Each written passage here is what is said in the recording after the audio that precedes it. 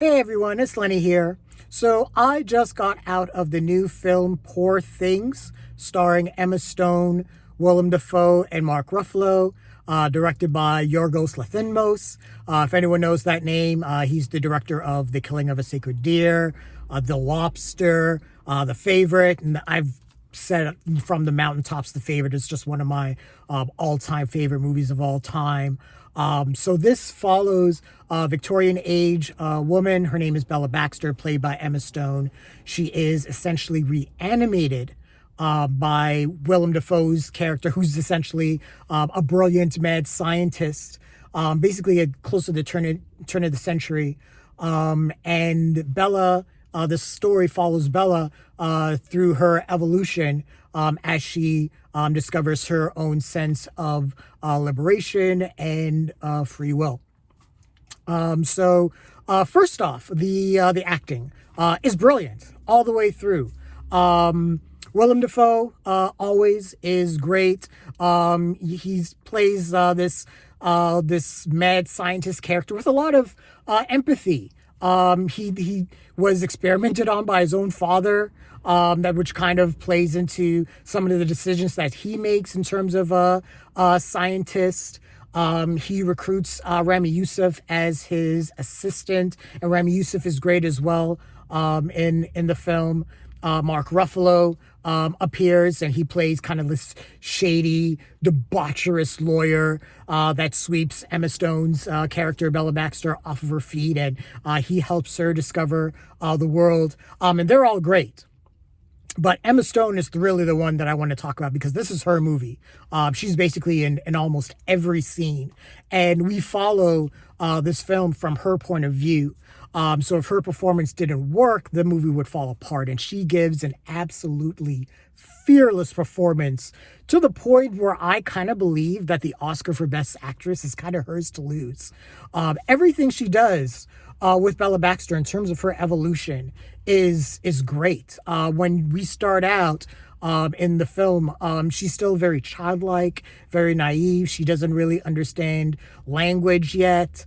She's still learning. She has the mind of a child. And how she's reanimated is wild. I'm not going to get into that, but it does kind of play into how she does evolve as a person. But she walks bow-legged. Like a child. She has fits like a child.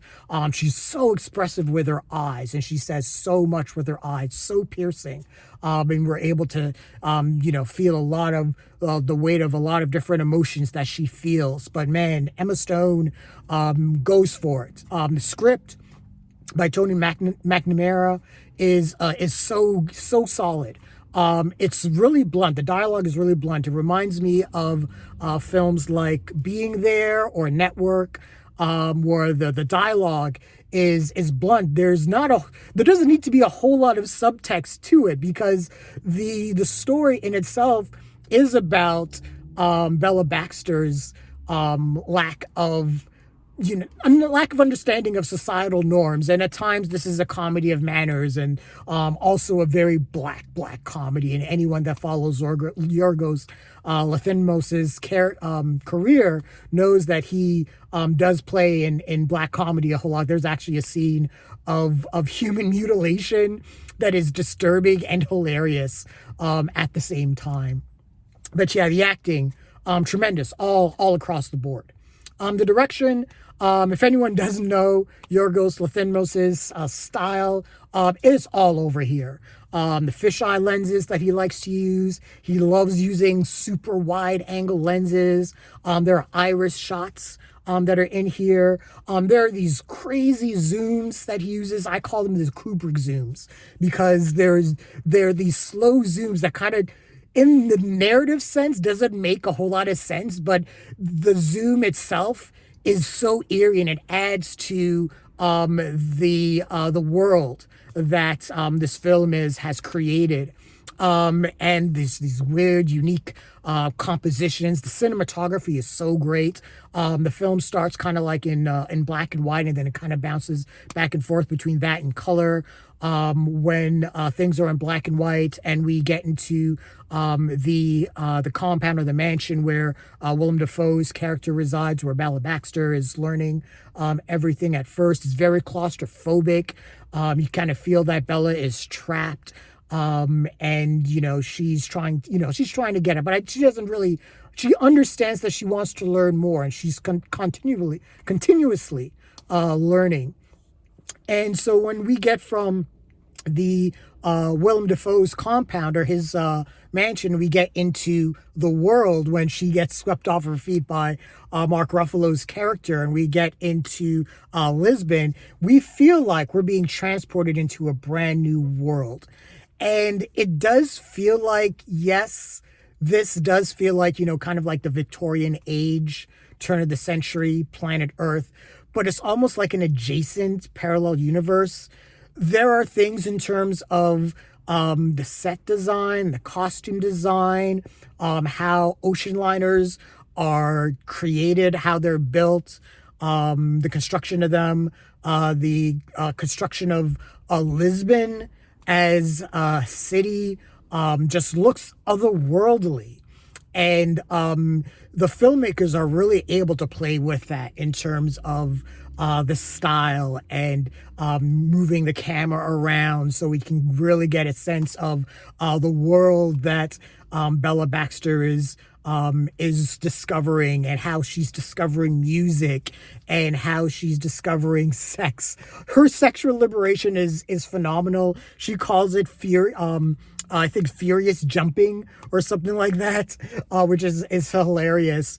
And she, her evolution is great. The movie goes in, I think there's like 4 or 5 chapters, and each chapter shows a new link in the chain of Bella's evolution, and that's kind of the main theme. She doesn't want to be trapped by any man in her life, whether it's Willem Dafoe as her creator. She calls him God also. She doesn't even call him father or anything like that. Whether it's him or Ramy Youssef, there's a kind of an arranged marriage that Willem Dafoe does with Ramy Youssef and Bella Baxter. Whether it's the toxic relationship she has with Mark Ruffalo's character, she's trying to liberate herself and not find herself in a situation where she's trapped. So she's making all these decisions.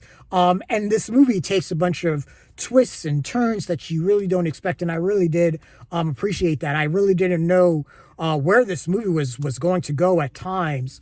And that really excited me because I love, original content and original film. And I love being transported to new worlds and new stories. And this film really transported me to a new place and got me to feel for a character that is technically dead, but is just kind of discovering everything. The music in this movie is super unique. It's very eclectic. There are times where it just sounds like random strings plucking. Then there'll be like choral orchestras and choirs and all that kind of stuff going on. But the music always feels like it fits the scene that it's in, no matter how eclectic that music is. It always feels like it fits the scene that it needs to be in.